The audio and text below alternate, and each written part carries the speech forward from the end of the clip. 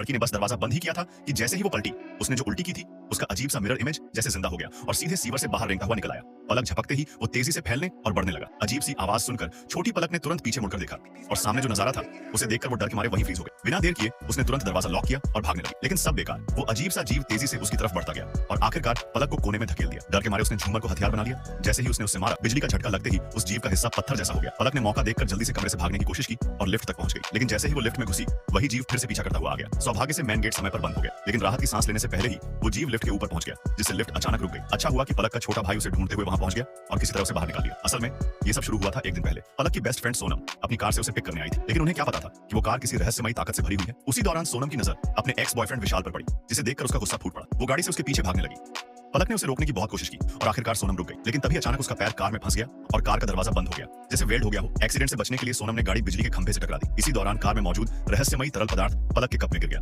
जो वहीं पास में रखा था। इसके बाद सोनम चुपचाप गाड़ी छोड़कर चली गई, लेकिन जैसे ही वो गाड़ी से उतरी, कार अपने आप स्टार्ट हो गई और सीधा समंदर की ओर बढ़ने लगी। स्पीड इतनी थी कि सोनम को मजबूरी में ट्रंक खोलकर कूदना पड़ा और कार समंदर में जा गिरी। उधर पलक को इन सब बातों की भनक भी नहीं थी। वो एक कैफे पहुंची, जहां उसे एक ड्रिंक सर्व की गई। इंटरव्यू के लिए लेट हो रही थी, तो उसने झट से पूरा ड्रिंक पी लिया और निकल पड़ी। लेकिन जैसे ही वो इंटरव्यू दे रही थी, उसकी नाक से अचानक बहुत सारा ब्लैक कलर का खून बहने लगा। घबराकर वो घर लौट आई और वॉश बेसिन पर पहुंचते ही जोर जोर से उल्टियां करने लगी। और फिर वही सब शुरू हो गया जो कहानी की शुरुआत में हुआ था। इसके बाद सभी ने डिसाइड किया कि उन्हें अपने पिता को ढूंढना होगा, लेकिन जैसे ही वो मेट्रो में चढ़े, अचानक लाइट चली गई और पलक बाकियों से अलग हो गई। अब सिर्फ वो और वो भयानक जीव आमने सामने थे। वो भागते भागते प्लेटफॉर्म से नीचे कूद गई, लेकिन बाहर का गेट लॉक था। तभी उसकी नजर हाई वोल्टेज मैट पर पड़ी। उसे याद आया कि कैसे वही झटका पहले उस जीव को पत्थर बना चुका था। हिम्मत जुटाकर पलक ने ट्रैक पर दौड़ लगा दी और टाइम से पहले वो उस मैट को पार कर गई, लेकिन पीछा करता हुआ जीव उसी पर गिर गया और बिजली के झटके से वहीं ढेर हो गया। तभी पीछे से आती मेट्रो ने उसे पूरी तरह कुचल दिया। आखिरकार पलक ने उस खौफनाक मंजर से खुद को बचा लिया और अब वो अपने भाई के साथ एक शांत और खुशहाल जिंदगी जी रही है।